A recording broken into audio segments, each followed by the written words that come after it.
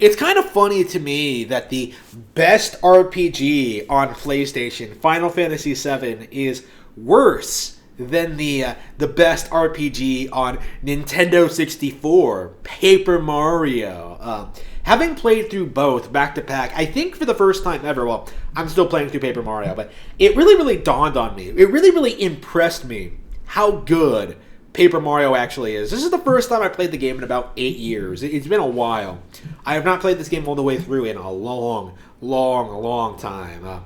I booted it up occasionally just to like run around in it, just to admire the visuals. But for the most part, like I haven't played through this game at all in about 8 years. So coming back to it, like it really, really dawned on me just how much better this game is than Final Fantasy VII from like a design standpoint, from a mechanic standpoint, from like a visual standpoint, like from a storytelling standpoint. Like Paper Mario is overall a better RPG experience than Final Fantasy VII is. Final Fantasy VII has its good points, but it's marred by a lot of ridiculous bullshit that not a lot of people talk about, like Kate Sith. Like I fucking Kate Sith.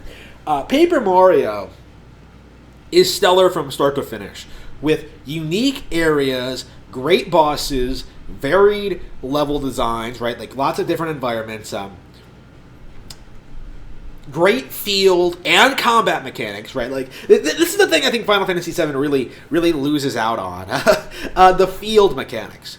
Like I was surprised going back to Paper Mario and just realizing just how much fun it is to go through the levels, go through the areas, go through the chapters, and like navigate your way through them. Like they're all completely different each time. Like chapter 1 has you like going into a fortress and then sort of like going through this Zelda-like labyrinth and like fighting in enemies, like solving random puzzles, finding keys.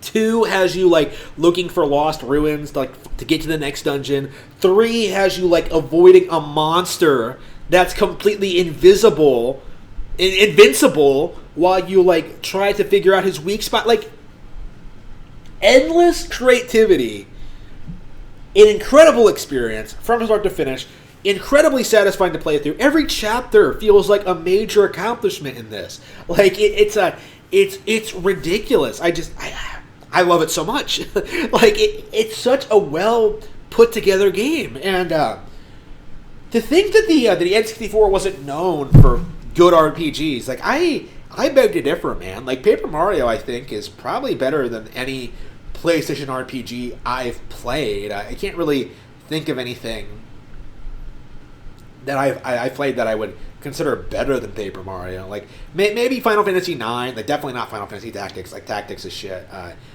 I'll have to like go through my PS3 library. Maybe go to the store and like look at some classics. Maybe play some more Suikoden.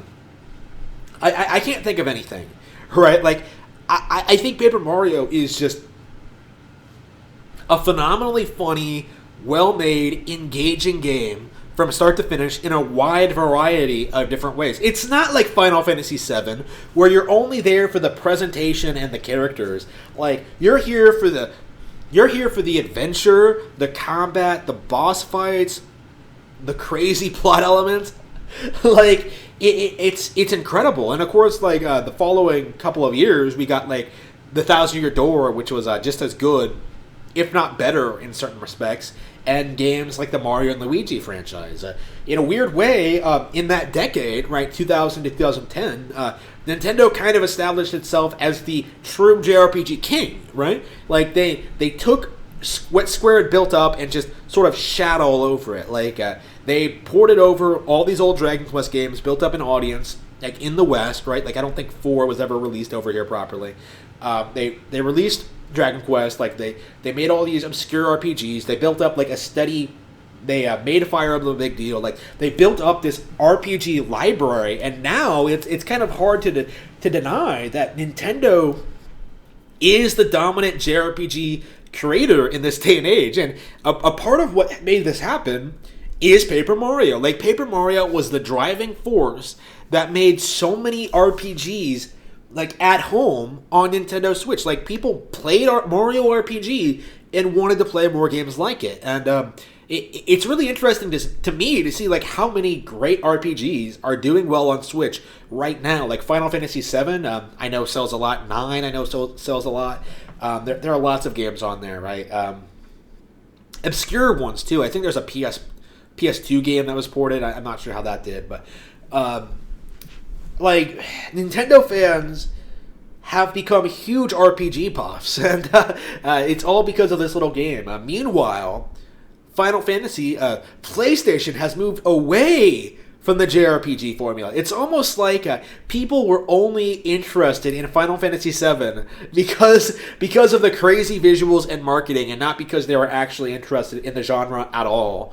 Like, anybody serious about RPGs came back to Nintendo consoles. It's almost like PlayStation really had nothing to offer these developers aside from money and exposure. It's kind of pathetic. So yeah, is Paper Mario underrated? Kind of.